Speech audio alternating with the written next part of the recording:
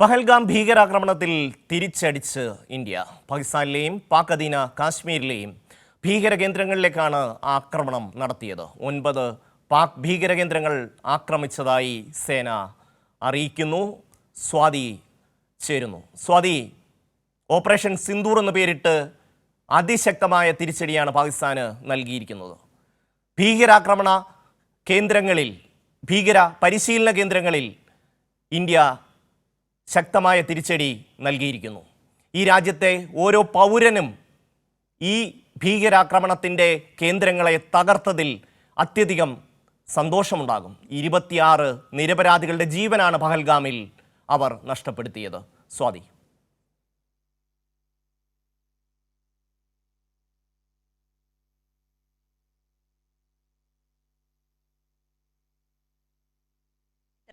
കനത്ത തിരിച്ചടി പാകിസ്ഥാന് നൽകുന്നത് ഇന്ത്യയുടെ സംയുക്ത സേനയാണ്. അതായത് വ്യോമ, കര, നാവികസേനയുടെ സംയുക്ത ഓപ്പറേഷൻ സിന്ദൂർ എന്ന പേരിൽ നടത്തിയിട്ടുള്ള സ്ട്രൈക്കാണ്, മിസൈൽ ആക്രമണമാണ് ഇപ്പോൾ പാകിസ്ഥാന് നേരെ. ഏറ്റവും പ്രധാനപ്പെട്ട 9 ഇടങ്ങളിൽ, 9 ഇടങ്ങൾ എന്ന് പറയുമ്പോൾ ഭീകരവാദികളുടെ കേന്ദ്രമായിട്ടുള്ള, ഏറ്റവും ഉന്നതരായിട്ടുള്ള ഭീകരവാദികളുടെ കേന്ദ്രമായിട്ടുള്ള സ്ഥലങ്ങളിൽ തന്നെ കടന്നാക്രമിക്കുന്ന തരത്തിലേക്ക് ഇന്ത്യ പോവുകയായിരുന്നു. 1:44 കൂടി ഇത്തരത്തിൽ ആക്രമണം നടത്തിയതിനു ശേഷമാണ് സൈന്യവും അതോടൊപ്പം കേന്ദ്ര സർക്കാരും ഇത്തരത്തിൽ പ്രസ്താവന പുറപ്പെടുവിച്ചിട്ടുള്ളത്. ഭീകരരെ ലക്ഷ്യം വെച്ചുകൊണ്ട് മാത്രം നടത്തിയ ആക്രമണമാണ് എന്നുള്ള കാര്യമാണ് ഇപ്പോൾ കേന്ദ്രവും അതോടൊപ്പം ഔദ്യോഗിക വൃത്തങ്ങളും സൂചിപ്പിക്കുന്നത്. സൈന്യം ഇതിനോടകം തന്നെ പ്രതികരിച്ചിട്ടുള്ളത് നീതിക്കായുള്ള നടത്തിയിട്ടുള്ള പോരാട്ടം എന്ന നിലയിൽ തന്നെയാണ് സൈന്യം ഇതിനെ വിലയിരുത്തിയിട്ടുള്ളത്. സംയുക്തമായി നടത്തിയ ഓപ്പറേഷനിൽ വിവിധ ഇടങ്ങളിൽ ഏകദേശം 8ഓളം ഭീകരർ കൊല്ലപ്പെട്ടു എന്നുള്ള വാർത്തകൾ വരുന്നുണ്ട്. എന്നാൽ ഇത് സംബന്ധിച്ച ഔദ്യോഗികമായിട്ടുള്ള സ്ഥിരീകരണം ഇനിയും വരേണ്ടതായിട്ടുണ്ട്. പാകിസ്ഥാന്റെ ഭാഗത്തു നിന്നും ഇത് സംബന്ധിച്ച കടുത്ത അതൃപ്തി, അതോടൊപ്പം തന്നെ ഇതിന് ശക്തമായ തിരിച്ചടി നൽകുമെന്ന് പാകിസ്ഥാൻ ഭരണകൂടം, പാകിസ്ഥാന്റെ പ്രധാനമന്ത്രി ഷഹബാസ് ഷെരീഫ് ഉൾപ്പെടെയുള്ള ആളുകൾ ഇതിനോടകം ട്വിറ്ററിൽ പ്രതികരിച്ചിട്ടുണ്ട്, ട്വീറ്റുമായി രംഗത്ത് വന്നിട്ടുണ്ട്. ശക്തമായ തിരിച്ചടി പാകിസ്ഥാൻ തിരിച്ചു നൽകുമെന്ന് പറയുമ്പോൾ ഇന്ത്യ പറയുന്നുണ്ട്, കൃത്യമായും ഇതൊരു പെഹൽഗാം ഭീകരാക്രമണത്തിന് പിന്നാലെ നൽകിയിട്ടുള്ള തിരിച്ചടി തന്നെയാണ്. ഇതിനെയെല്ലാം അഭിനന്ദിച്ചുകൊണ്ടും പിന്തുണച്ചുകൊണ്ടും വിവിധ രാഷ്ട്രങ്ങൾ രംഗത്ത് വരുന്ന സാഹചര്യമുണ്ട്. ഇന്ത്യയുടെ ഈ സ്ട്രൈക്ക്, പ്രത്യേകിച്ചും ഒരു നയതന്ത്ര നീക്കം ചർച്ചകളിലൂടെ പരിഹരിക്കണം എന്നുള്ള ആവശ്യം UN-ലടക്കം ശക്തമാവുന്ന സാഹചര്യത്തിലാണ് പെഹൽഗാം ഭീകരാക്രമണത്തിൽ 26ഓളം പേരുടെ ജീവൻ നഷ്ടപ്പെട്ടതിന് പിന്നാലെ കടുത്ത ഒരു തിരിച്ചടി ഇന്ത്യയുടെ ഭാഗത്തു നിന്ന് ഉണ്ടാകുന്നത്. കനത്ത തിരിച്ചടി പുലർച്ചെയോടെ നൽകുകയായിരുന്നു. ഈ കേന്ദ്രങ്ങളിലുള്ള ലഷ്കർ-ഇ തൊയ്ബ ബന്ധം, കനത്ത തിരിച്ചടി എന്ന് പറയുമ്പോൾ പോലും അവിടുത്തെ സാധാരണപ്പെട്ട ഒരു പൗരന്റെയും, സ്വാതി, അവിടുത്തെ പാകിസ്ഥാനിലെ സാധാരണപ്പെട്ട ഒരു പൗരന്റെയും ജീവൻ നഷ്ടമാകാതെ ഇരിക്കുകയും അതേസമയം തന്നെ ഭീകരകേന്ദ്രങ്ങളെ കൃത്യമായി ടാർഗറ്റ് ചെയ്തുകൊണ്ടാണ് ഇന്ത്യയുടെ ആക്രമണം. അവിടുത്തെ 9 കേന്ദ്രങ്ങളെന്ന് പറയുന്നത് നിസ്സാരമായ സ്ഥലങ്ങളല്ല. അവിടുത്തെ ഏറ്റവും വലിയ തീവ്രവാദ പരിശീലന കേന്ദ്രങ്ങളിലാണ് ഇന്ത്യ ആക്രമണം നടത്തിയത്. അവിടെ നിന്നുകൊണ്ടാണ് ഇന്ത്യക്കെതിരായിട്ടുള്ള നിഴൽ യുദ്ധം ഇവർ നടത്തിക്കൊണ്ടിരിക്കുന്നത്. അതിനി അനുവദിക്കില്ല എന്നുള്ളത് തന്നെയാണ് ഈ രാജ്യത്തിൻ്റെ തീരുമാനം. അതേസമയം പാകിസ്ഥാനിലെ സാധാരണപ്പെട്ട മനുഷ്യൻ്റെ ഒരു ജീവനും നഷ്ടമാവാതിരിക്കാനുള്ള കരുതലും ഇന്ത്യ കാണിച്ചു എന്നുള്ളതാണ്.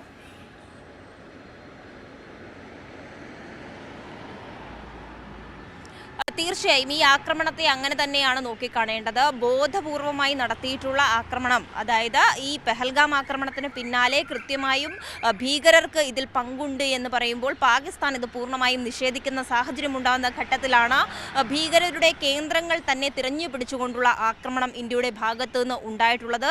അതും സംയുക്തമായി ഇന്ത്യയുടെ സേനകൾ ഒരുമിച്ച് നിന്നുകൊണ്ടുള്ള വലിയൊരു ആക്രമണം ഉണ്ടാകുമ്പോൾ പോലും ഈ സിവിലിയൻസിനെ അടക്കം വെറുതെ വിട്ടുകൊണ്ട്, ഈ പാകിസ്ഥാനിലെ സിവിലിയൻസിനെ പോലും ഉപദ്രവിക്കാത്ത തരത്തിൽ ഭീകരരെ ലക്ഷ്യം വെച്ചുകൊണ്ട് മാത്രം നടത്തിയ ഒരു ആക്രമണം എന്ന നിലയിൽ തന്നെയാണ് ഇന്ത്യ ഇതിനെ ഔദ്യോഗികമായി തന്നെ പുറത്തുവിട്ടുള്ള പ്രസ്താവനയിലും ചൂണ്ടിക്കാണിച്ചിട്ടുള്ളത്. ഇതൊരു സൈനിക കേന്ദ്രത്തെ ലക്ഷ്യം വെച്ച് നടത്തിയ നടപടിയല്ല എന്നുകൂടി ഇന്ത്യ പ്രസ്താവനയിൽ കുറിക്കുന്നുണ്ട്. ഏറ്റവും പ്രധാനമായി ഇതിൽ 9 ഇടങ്ങളിൽ സ്ട്രൈക്ക് നടത്തിയെന്ന് പറയുമ്പോൾ നേരത്തെ ഷമ്മി സൂചിപ്പിച്ച പോലെ ഭീകരവാദത്തിന് പരിശീലനം നൽകുന്ന കൃത്യമായ പരിശീലന കേന്ദ്രങ്ങളും കൃത്യമായ നേതാക്കളെയും ലക്ഷ്യം വെച്ചുകൊണ്ട് തന്നെയാണ് തന്നെയാണ് ഇന്ത്യ ആക്രമണം നടത്തിയത് എന്നുള്ളത് വ്യക്തമാണ്. ഇതിൽ ഏറ്റവും പ്രധാനപ്പെട്ടത് 2 തവണ മുസാഫർബാദിൽ ഈ സ്ട്രൈക്ക് നടത്തിയെന്ന് മിസൈൽ ആക്രമണം നടത്തിയെന്നാണ് ഇന്ത്യ പറയുന്നത്. അതോടൊപ്പം തന്നെ ബഹാവൽപൂർ, കോട്ട്ലി, ചാക് അമ്രു, ഗുൽപൂർ, ഭീംപർ, മുർദിക്കെ ക്യാമ്പ് നിയർ സിയാൽകോട്ടിനടുത്തുള്ള ഭീകരവാദികളുടെ ക്യാമ്പ്, അത്തരത്തിൽ 9 പ്രധാനപ്പെട്ട ഇടങ്ങളിൽ ഭീകരവാദികൾ തമ്പടിക്കുന്ന, അവർക്ക് കൃത്യമായ പരിശീലനം നൽകുന്ന ലഷ്കർ ഇ തൊയ്ബ അടക്കമുള്ള ഭീകര സംഘടനകൾക്ക് കൃത്യമായ റിക്രൂട്ട്മെന്റ് അടക്കം നടത്തുന്ന കേന്ദ്രങ്ങൾ നോക്കി തന്നെയാണ് ഇപ്പോൾ ഇന്ത്യ തിരിച്ചടിച്ചിട്ടുള്ളത്. ഇത് പാകിസ്ഥാനെ സംബന്ധിച്ച് വലിയ തിരിച്ചടി തന്നെയാണ്. അത് ഷഹബാസ് ഷെരീഫിന്റെ വാക്കുകളിൽ തന്നെയുണ്ട്.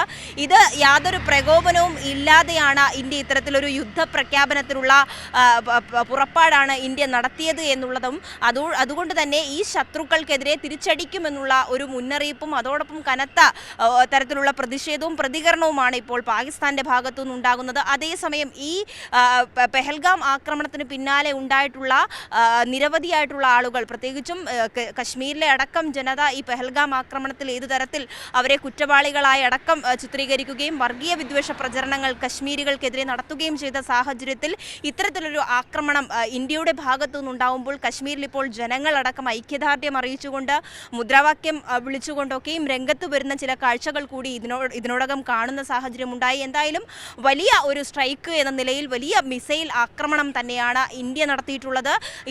ഇതുമായി ബന്ധപ്പെട്ട സേനാ വിഭാഗങ്ങളോട് കൃത്യമായി ഇതിൻ്റെ നിർദ്ദേശങ്ങൾ, പ്രതിരോധ നടപടികൾ ശക്തമാക്കുന്നത് സംബന്ധിച്ച നടപടികൾ എല്ലാം തന്നെയും കേന്ദ്രത്തിൻ്റെ ഭാഗത്തു നിന്നും കൃത്യമായി നിരീക്ഷിച്ചു വരുന്നുണ്ട്. പ്രധാനമന്ത്രി നരേന്ദ്രമോദി അടക്കം ഇതുമായി ബന്ധപ്പെട്ട വിലയിരുത്തൽ നടത്തിക്കൊണ്ടിരിക്കുകയാണ്. പ്രധാനപ്പെട്ട ഈ 3 സേനയുടെ മേധാവികളുമായി ഇതിനോടകം തന്നെ പ്രധാനമന്ത്രി സംസാരിച്ചു കഴിഞ്ഞു. സ്ഥിതിഗതികൾ വിലയിരുത്തുന്നു. ഏതു തരത്തിൽ നടപടികൾ ശക്തമാക്കണമെന്ന് പറയുമ്പോൾ തീർച്ചയായും ഒരു സംഘർഷഭരിതമായ സാഹചര്യത്തിൽ കൂടെ തന്നെ ഇരു രാജ്യങ്ങളും കടന്നു പോകുന്ന സാഹചര്യമാണ്. പാകിസ്ഥാനെ സംബന്ധിച്ച് പാകിസ്ഥാൻ 3 പേർ കൊല്ലപ്പെട്ടതായി മാത്രമുള്ള ഔദ്യോഗിക വിവരങ്ങൾ തരുമ്പോൾ ഇപ്പോൾ മറ്റു ചില സൂചനകൾ വരുന്നുണ്ട്. ഏകദേശം 8ഓളം പേർ ഇതിൽ കൊല്ലപ്പെട്ടിട്ടുണ്ട്. അതിൽ തന്നെയും ഈ സിവിലിയൻസ് മരിച്ചതായിട്ടുള്ള കണക്കുകളോ മറ്റൊന്നും തന്നെ ഇതുവരെ വന്നിട്ടില്ല. അത് കൃത്യമായും ഇന്ത്യയും അഡ്രസ്സ് ചെയ്ത് തന്നെയാണ് പോയിട്ടുള്ളത്. ജെയ്ഷെ മുഹമ്മദിന്റെയും ലഷ്കർ ഇ തൊയ്ബയുടെയും എല്ലാം ഏറ്റവും പ്രഭവ കേന്ദ്രങ്ങളിൽ, ലഷ്കർ ഇ തൊയ്ബയുടെയും ജെയ്ഷെ മുഹമ്മദിന്റെയും ഭീകര പരിശീലന കേന്ദ്രങ്ങളിലാണ് ഇന്ത്യയുടെ മിസൈലുകൾ തകർത്തിരിക്കുന്നത്. അവരെ സംബന്ധിച്ചിടത്തോളം തീർച്ചയായും ഇന്ത്യയുടെ ആക്രമണം ഉണ്ടാകും എന്നുള്ള ഒരു പ്രതീക്ഷ ഉണ്ടാകുമായിരിക്കും. കാരണം പഹൽഗാം ആക്രമണമുണ്ടായി 15ാം ദിവസമാണ് ഇന്ത്യയുടെ തിരിച്ചടി ആ മേഖലയിലേക്ക് ഉണ്ടായിരിക്കുന്നത്. നമ്മളെ സംബന്ധിച്ച് ഈ രാജ്യത്തെ സംബന്ധിച്ച് ഏറ്റവും പ്രധാനം അവിടുത്തെ ഭീകരാക്രമണ കേന്ദ്രങ്ങളായിരുന്നു. അത് തകർക്കാൻ ഇന്ത്യക്ക് കഴിഞ്ഞു എന്നുള്ളത് തന്നെയാണ് ഏറ്റവും പ്രധാനപ്പെട്ട കാര്യം. 9 കേന്ദ്രങ്ങളിലാണ് പാകിസ്ഥാൻ ഓക്കുപ്പൈഡ് കാശ്മീരിൻ്റെയും ഒപ്പം തന്നെ പഞ്ചാബ് പ്രവിശ്യയുടെയും. സാധാരണഗതിയിൽ അത്തരത്തിലൊരു ആക്രമണം ഇന്ത്യയുടെ ഭാഗത്തുനിന്ന് ഉണ്ടാവുന്നതല്ല. പക്ഷേ പഞ്ചാബ് പ്രവിശ്യയിലെ ഭാഗങ്ങളിൽ ഭീകര പരിശീലന കേന്ദ്രങ്ങൾ ഉണ്ട് എന്ന് കൃത്യമായ ഇൻഫർമേഷൻ കിട്ടിയതിൻ്റെ അടിസ്ഥാനത്തിലാണ് ആ മേഖലയിൽ കൂടി ഇന്ത്യയുടെ മിസൈലുകൾ പതിച്ചിരിക്കുന്നത്. ഇത് മുന്നറിയിപ്പാണ്. ഇതൊരു മുന്നറിയിപ്പ് മാത്രമാണ്. ഒരിക്കലും പാകിസ്ഥാനുള്ള ഡയറക്റ്റ് ഹിറ്റല്ല. നേരത്തെ സ്വാതി പറഞ്ഞതുപോലെ പാകിസ്ഥാൻ്റെ ഒരു മിലിറ്ററി കേന്ദ്രങ്ങളിലും ഇന്ത്യ ആക്രമണം നടത്തിയിട്ടില്ല. അവിടുത്തെ ഭീകര പരിശീലന കേന്ദ്രങ്ങളിൽ മാത്രമാണ് ആക്രമണം നടത്തിയിട്ടുള്ളത്. മാത്രവുമല്ല, സാധാരണപ്പെട്ട ഒരു പൗരൻ്റെയും ജീവൻ നഷ്ടമാകാതിരിക്കാനുള്ള ശ്രദ്ധ ഇന്ത്യ എടുക്കുകയും ചെയ്തിരിക്കുന്നു. സ്വാതി,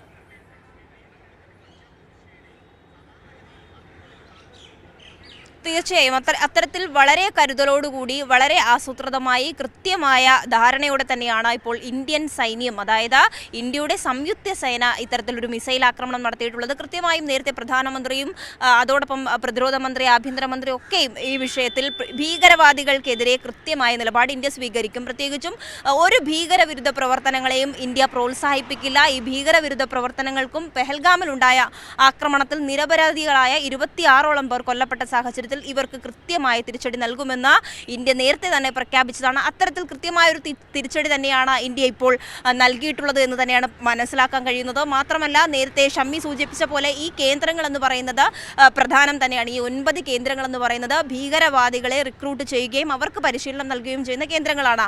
ആ കേന്ദ്രങ്ങൾ തന്നെ ലക്ഷ്യം വെച്ചുകൊണ്ടാണ് ഇന്ത്യ ഇത്തരത്തിലൊരു ആക്രമണം അഴിച്ചുവിട്ടിട്ടുള്ളത്. അതിൽ ഓരോ കേന്ദ്രങ്ങളും പരിശോധിക്കുകയാണെങ്കിൽ, ഒന്ന് മൗലാന മസൂദ് അസറിൻ്റെ കേന്ദ്രങ്ങളാണ് ഇതിൽ ഉൾപ്പെടുന്നത് എന്നുള്ള സൂചനകളാണ്. കോട്ട്ലി, മുരിദിഗെ, ബഹവൽപൂർ, അതോടൊപ്പം തന്നെ മുസഫറാബാദ് എന്നിവിടങ്ങളിൽ ഇന്ത്യയുടെ ആക്രമണം നടത്തിയിട്ടുള്ളത്. അത്തരത്തിൽ സൈനിക വൃത്തങ്ങൾ സൂചിപ്പിക്കുമ്പോൾ ഭീകര സംഘടനയായിട്ടുള്ള ലഷ്കർ ഇ തോയ്ബയുടെ ആസ്ഥാനമാണ് ഈ മുരിദിഗെ എന്ന് പറയുന്നത്. അതായത് ഈ ആക്രമണം നടത്തിയ മുരിദിഗെ എന്ന് പറയുന്ന കേന്ദ്രം ലഷ്കർ ഇ തോയ്ബയുടെ ആസ്ഥാനമാണ് എന്ന് സൈന്യം സ്ഥിരീകരിച്ചിട്ടുണ്ട്. ഭീകരൻ മൗലാന മസൂദ് അസറിന്റെ നേതൃത്വത്തിലുള്ള ജെയ്ഷെ മുഹമ്മദിന്റെ കേന്ദ്രമാണ് ഈ പാകിസ്ഥാനിലെ, അതായത് പഞ്ചാബ് പ്രവിശ്യയിലെ ബഹാവൽപൂർ. അങ്ങനെ ഓരോ കേന്ദ്രങ്ങൾക്കും കൃത്യമായ ലക്ഷ്യം ഇന്ത്യക്കുണ്ടായിരുന്നു. ആ ലക്ഷ്യ കേന്ദ്രങ്ങൾ നോക്കി തന്നെയാണ് ഇന്ത്യ ആക്രമണം അഴിച്ചുവിട്ടിട്ടുള്ളത്. അതേസമയം തന്നെ ഈ ആക്രമണത്തിന് പിന്നാലെ വലിയ തരത്തിലുള്ള സംഘർഷഭരിതമായ സാഹചര്യത്തിലൂടെ തന്നെ ഈ അതിർത്തി പ്രദേശങ്ങൾ കടന്നു പോവുകയാണ്. കൃത്യമായ ഷെല്ലിംഗ് ആക്രമണം ഇപ്പോൾ അതിർത്തി പ്രദേശങ്ങളിൽ നിയന്ത്രണ രേഖയോട് ചേർന്നുകൊണ്ടുണ്ടാകുന്നു. പീരങ്കി ഷെല്ലിംഗ് അടക്കം നടത്തിക്കൊണ്ടുള്ള ഒരു പ്രതിരോധ നീക്കത്തിലേക്ക്, അല്ലെങ്കിൽ ഒരു തിരിച്ചടി നീക്കത്തിലേക്ക് പാകിസ്ഥാൻ പോകുന്നു. നേരത്തെ സൂചിപ്പിച്ച പോലെ പാകിസ്ഥാൻ നേരത്തെ തന്നെ ഇത് പ്രതീക്ഷിച്ചിട്ടുള്ളതാണ്. ഇന്ത്യ കൃത്യമായും തിരിച്ചടിക്കും എന്നുള്ള ഒരു മുന്നറിയിപ്പ് നേരത്തെ പാകിസ്ഥാൻ ഉണ്ടായിരുന്നു. അത്തരത്തിലുള്ള നിയന്ത്രണങ്ങളും ക്രമീകരണങ്ങളും പാകിസ്ഥാനും ഇതിനോടകം തന്നെ നടത്തിയിട്ടുണ്ട്. വലിയ തരത്തിലുള്ള സൈനിക അഭ്യാസങ്ങൾ നേരത്തെ പാകിസ്ഥാൻ നടത്തിയിട്ടുണ്ട്. അതിൻ്റെയൊക്കെ ഭാഗമായി ഇപ്പോൾ ഈ കേന്ദ്രങ്ങൾ നിരീക്ഷിക്കുകയാണെങ്കിൽ ഈ ഭീകരരെ ആക്രമിച്ച കേന്ദ്രങ്ങളിൽ നിന്നും അതോടൊപ്പം തന്നെ മറ്റ് ഈ നിയന്ത്രണ രേഖയ്ക്ക് സമീപം കടുത്ത ആക്രമണങ്ങൾ ഇപ്പോൾ പാകിസ്ഥാന്റെ ഭാഗത്തു നിന്ന് ഉണ്ടാകുന്നു. ഷെല്ലിംഗ് നടക്കുകയാണെന്നും വെടിനിർത്തൽ തുടർച്ചയായി ഉണ്ടാകുകയാണെന്നുള്ള റിപ്പോർട്ടുകളാണ് ഇപ്പോൾ പുറത്തു വരുന്നത്.